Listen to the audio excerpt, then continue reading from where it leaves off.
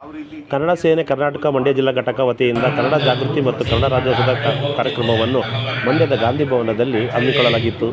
ಕಾರ್ಯಕ್ರಮವನ್ನು ಹಾಸ್ಯ ನಟ ಟೆನಿಸ್ ಕೃಷ್ಣನ್ ಅವರು ಕಾರ್ಯಕ್ರಮ ಕುರಿತು ಮಾತನಾಡಿರುವುದು.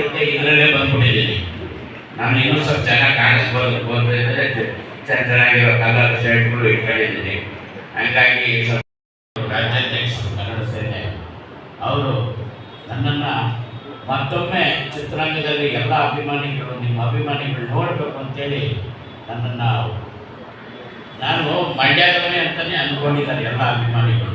ಮಂಡ್ಯದವರು ಎಲ್ಲ ಕರ್ನಾಟಕದವರು ಕೂಡ ಮಂಡ್ಯದವರು ಅಂತಾನೆ. ಯಾಕೆಂದರೆ ನನ್ನ ಮೊದಲ ಸಿನಿಮಾದಲ್ಲಿ ಮಂಡ್ಯ ಭಾಷೆಯನ್ನೇ ಮಾತಾಡಿರೋದು. ಯಾಕೆ ಅಂತಂದರೆ ಆ ರಕ್ತ ಮೈಸೂರು ನನ್ನ ಮುತ್ತಾತ ಅವರು ಮೈಸೂರಿನವರು ಮೂಲ.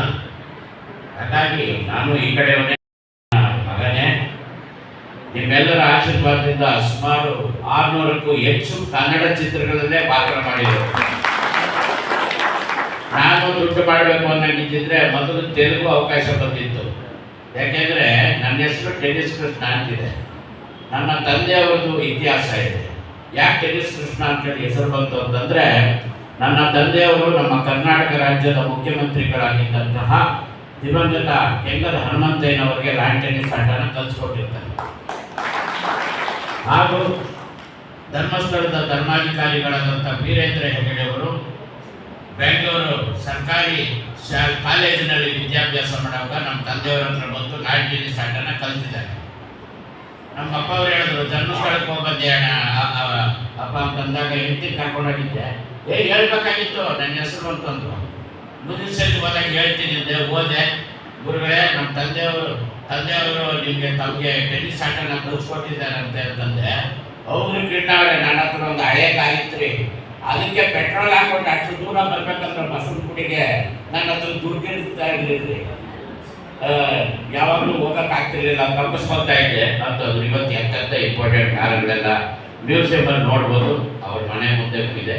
ಆ ಥರ ಒಂದೊಂದು ಮನೆಯಲ್ಲೂ 8-10 ಕಾರಣಗಳಿದೆ ಬಿಡ್ರಿ. ಶ್ರೀಮಂತರ ಹತ್ರ ಇರಲಿ, ಅದ್ರ ಬಗ್ಗೆ ಮಾತಾಡೋದು ಬೇಡ. ಈಗ ನಾನು ಕೂಡ ಬಹಳ ವರ್ಷಗಳಿಂದ ನಮ್ಮ ರಾಜ್ಯಾಧ್ಯಕ್ಷರಾದ ಕನ್ನಡ ಸೇನೆ ಕುಮಾರಣ್ಣ ಅವ್ರ ಜೊತೆ ಭುವನೇಶ್ವರಿ ದೇವಾಲಯ ಎಲ್ಲಿದೆ ಅಂತ ಯಾರಿಗೂ ಗೊತ್ತಿರಲಿಲ್ಲ ನಮ್ಮ ಕನ್ನಡಿಗರಿಗೆ.